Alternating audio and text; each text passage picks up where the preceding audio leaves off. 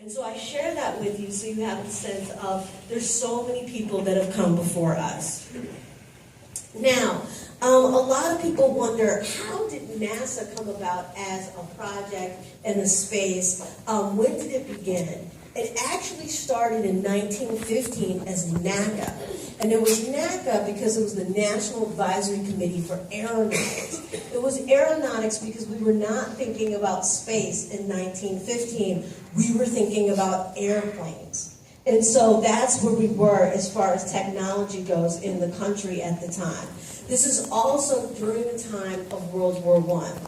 If we fast forward a whole war and we go to World War II, this is a moment where Franklin Delano Roosevelt, who's sitting there signing an executive order, decides that he is going to allow people of color to work in this space that is still called NACA.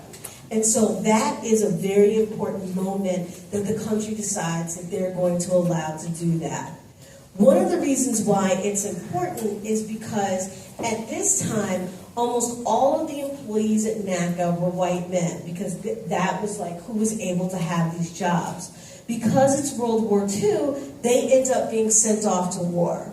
Because they're sent off to war, it gives an opportunity for white women to possibly work. And this is kind of like in a black-white binary, because we're in the state of Virginia. There are not a lot of Latinos and Native Americans or Asians in Virginia at the time.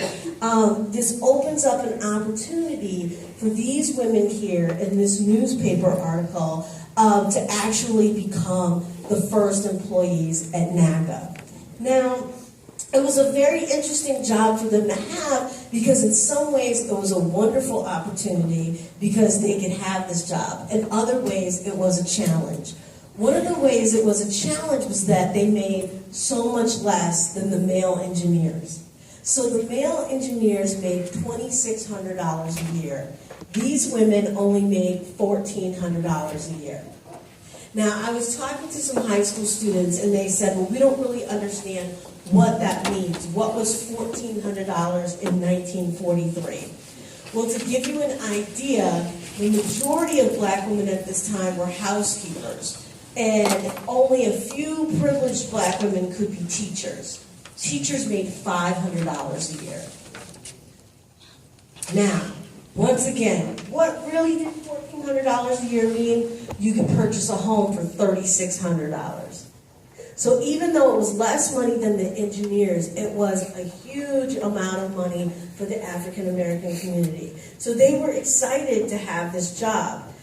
Even though they had the job, it wasn't an easy job to have in the sense that they weren't able to work in the spaces that the other women worked in. And if you saw the movie, you understand that.